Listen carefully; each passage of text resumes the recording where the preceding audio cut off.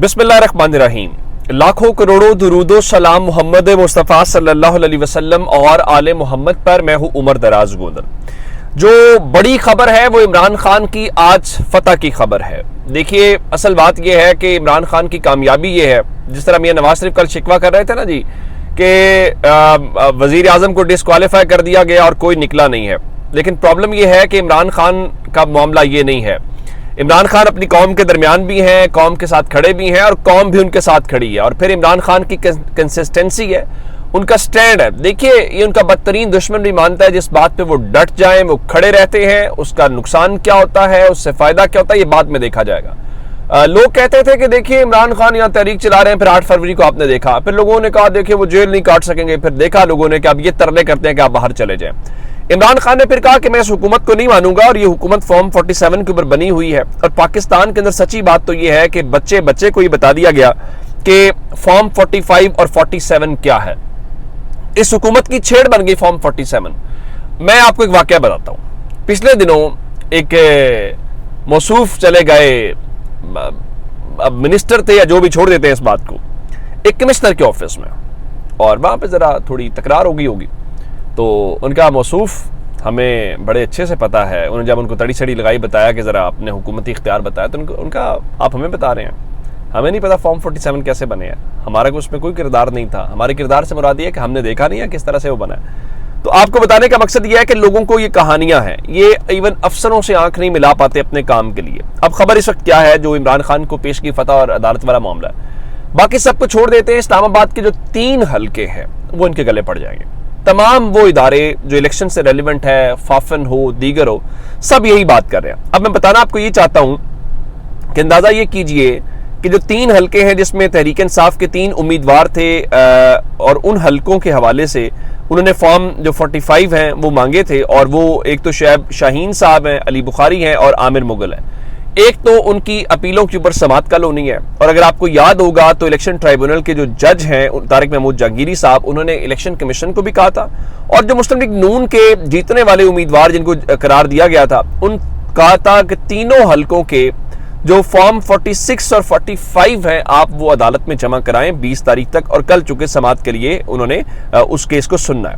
लेकिन अब मैं मामला आपको बताना क्या चाहता हूं। खबर ये नहीं है कि कल समाअत होगी या वो होगा। असल खबर ये है जो डॉन अखबार लेके आया, और वही इमरान खान की फतह का दिन है, और वही इमरान खान की फतह है। अब सिर्फ अदालत को फैसला सुनाना है। डॉन अखबार लिखता है कि audit points out that the votes received by the PTI candidate were shown in the PMLN candidates column on ECP's documents and vice versa. इस सिलसिले में जो ऑडिट रिपोर्ट आई है, तो ऑडिट रिपोर्ट ये करार दे रही है कि इस्लामाबाद के 3 हल्कों में जहां मुस्लिम लीग नून के उम्मीदवारों को कामयाब करार दिया गया है, उन्होंने कम वोट लिए, जबकि पीटीआई के जो उम्मीदवार हैं उनको दूसरे नंबर पे जो है वो जाहिर किया गया और उन्होंने वोट ज्यादा लिए हैं। अब फॉर्म 45 भी तो आपके होगा, यानी उनके अपने जो डाटा है उस डाटा के मुताबिक उनकी अपनी ऑडिट रिपोर्ट ये बता रही है कि नंबर 1 जिसको आपने करार दिया है वो उसने कम वोट लिए भाई, और जिसको आपने हराया या नंबर 2 किया उसके वोट ज्यादा हैं। अब जब ये ऑडिट रिपोर्ट जो है कल मंडे के रोज इस्लामाबाद हाई कोर्ट के सामने तारिक महमूद जहांगीरी साहब के सामने लगेगी, तो आप क्या जवाब देंगे? अब ये आप कहेंगे ये फर्क कैसे आ गया। याद रखिएगा, पंजाबी में कहते हैं कि चोर जहां पे भी चोरी करेगा ना, तो कोई ना कोई खुरा छोड़ के जाएगा, कोई ना कोई निशान छोड़ के जाएगा। अगर आप कभी वास्ता पड़े ना, एक तो हम जदीद तरीके से ढूंढते हैं ना, आजकल फोरेंसिक आ गया है और तरीकों से टेक्नोलॉजी का इस्तेमाल करके। कभी किसी पुराने तफ्तीशी अफसर से आपको मिलने का मौका मिले, कोई जो इन चीजों से हो, वो आपको ऐसे दिलचस्प किस्म के वाकयात बताएगा, चूंकि उनका रोज का काम यह है कि वो उसको और एंगल से समझते हैं। जैसे हमारा सहाफत से ताल्लुक है, तो जब कोई स्टेटमेंट आती है तो हम उस स्टेटमेंट को तो देखते हैं, हम ये देख रहे होते हैं कि स्टेटमेंट आई क्यों है, इस टाइम क्यों आई है, इसका बैकग्राउंड क्या है, ये क्या कुछ हो रहा है। इसी तरह से वो तफ्तीशी जो अफसरान होते हैं ना, वो खुरा ढूंढ रहे होते हैं। वो कहते हैं कि मौका वारदात के ऊपर जाए, वारदात के ऊपर कुछ ना कुछ ऐसा जरूर होगा जो आपको उस चीज तक ले जाएगा। इसी तरह से अब इन्होंने ये जो खुरा है ये छोड़ दिया। जाहिर है कि जब आपने फॉर्म 45 और वो चुके, इनका ख्याल तो यही था ना कि लोग निकलेंगे नहीं और हम तो मैनेज कर लेंगे। लेकिन जब वो प्रॉब्लम हुई तो अब वो ऑडिट रिपोर्ट ने सारा खेल इनका खोल दिया कि भाई वोट भी तो ठीक कर लेते, वो आपने ठीक नहीं किए, फॉर्म 47 तो आपने तैयार कर लिया है। अब एक मामला तो जनाब अली हो गया ये। उसके बाद आज मुल्तान में इलेक्शन हो रहा है और NA 48 के अंदर वहां पे बैरिस्टर तैमूर मलिक साहब जो हैं, बड़े डिसेंट किस्म के इंसान हैं, वो जनाब लड़ रहे हैं और पीपल्स पार्टी अली कासिम गिलानी है। अगर आज अली कासिम गिलानी जीतते हैं तो इसका मतलब होगा 3 भाई कौमी असम्बली के अंदर बैक वक्त बैठे होंगे। लेकिन अच्छी बात यह है कि पाकिस्तान तहरीक इंसाफ के, मैं देख रहा था कि जो डिप्टी अपोजिशन लीडर है मोइन कुरैशी साहब, वो वहां मौजूद थे। जैन कुरैशी ने वहां पे विजिट किया है, आमिर डोगर ने विजिट किया है, जिसका मतलब यह है कि पाकिस्तान तहरीक इंसाफ इसको नहीं देख रही कि यहाँ मुझे उम्मीदवार होना चाहिए था, उसको उम्मीदवार होना चाहिए। जो इमरान खान का उम्मीदवार है उसके ऊपर वो सारे यकसू दिखाई दे रहे हैं। लेकिन अब वहां से इत्तलात क्या आ रही है मैं आपको वो भी बताना चाहता हूँ। पाकिस्तान तहरीक इंसाफ वहां पर इल्जामात धांधली के लगा रही है और वो कह रही है कि मिसाल के तौर पर UC 91 के अंदर गवर्नमेंट हाई स्कूल है, मोजा नांडला बताया गया, वहां पे उन्होंने दावा किया जनाब कि कोई जबरदस्ती वोटर्स के जो शनाख्ती कार्ड हैं उस हवाले से और पोलिंग एजेंट्स वाला मामला। तो अब ये शिकायत जो है इनको देखना भी चाहिए और वहां पे तहरीक इंसाफ को भी ग्राउंड के ऊपर एक्टिव रहना चाहिए, क्योंकि तहरीक इंसाफ को ही पता है। और अंदाजा कीजिए कि हाशमी साहब, जावेद हाशमी साहब तो जो चूंकि मुल्तान के हैं वो अलग कहानी बता रहे हैं, लेकिन मुस्लिम लीग नून जो इतनी मकबूल जमात है, अगर उनसे ये पूछा जाए कि भाई आप ये बताइए कि जाहिर है कि आपने मरीम नवाज इतना अच्छा काम कर रही हैं और बाकी सब इतना अच्छा काम कर रहे हैं, नवाशी बता रहे थे कि शबाशी मुश्किलात में, तो NA 48 के अंदर आपका उम्मीदवार कौन है वो आपको कोई नहीं बताएगा। क्योंकि ख्वाजा आसिफ तो कह रहे थे जी मरीम नवाज अपने बुजुर्गों के नक्शे कदम के ऊपर हैं, पंजाब का मुस्तकबिल जो है वो बड़े ही महफूज हाथों में है।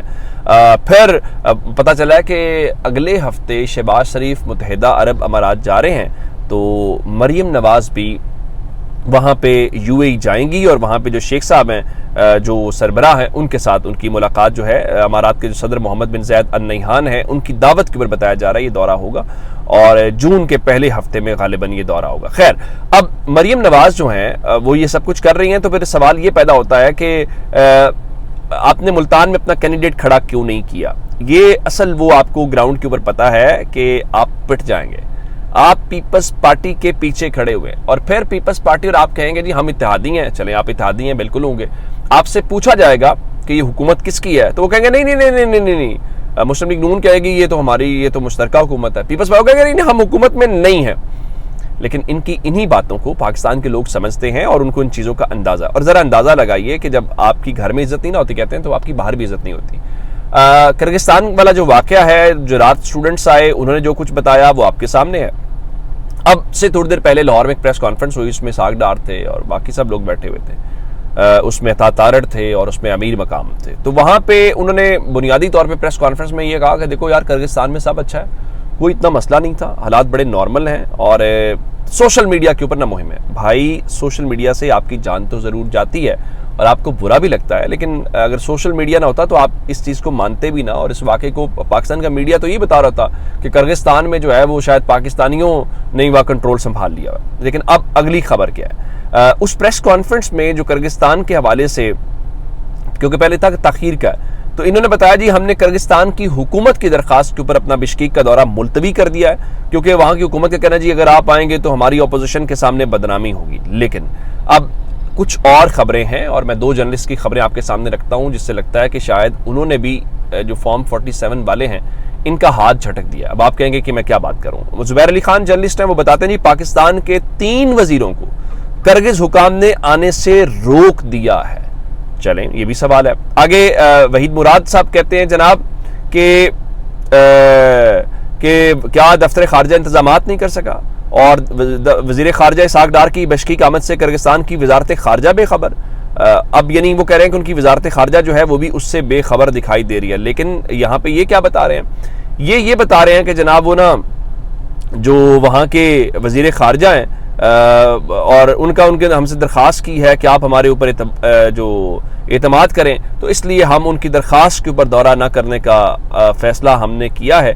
और उनका देखिए जी 4-5 हमारे पाकिस्तानी ज़ख्मी हुए। असल बात यह है कि अब आपने वो डैमेज कंट्रोल करना था, वो भी आपसे नहीं हो पाया। और जो सोशल मीडिया जिसको आप वजह करार दे रहे हैं, वो सोशल मीडिया ही था जिसने इस पूरे वाक़े को हाईलाइट किया और आपकी गवर्नमेंट मजबूर हुई। और अब आप आके अगले दिन हमें इतवार को बता रहे हैं कि जी शहबाज शरीफ जो है वो इतवार के रोज़ सो भी नहीं पाए। चलें, जो रात को सो नहीं पाए, चलें अब इतवार का दिन है, आज सो लें। अपना बहुत सारा ख्याल रखिएगा। खुदा हाफिज़।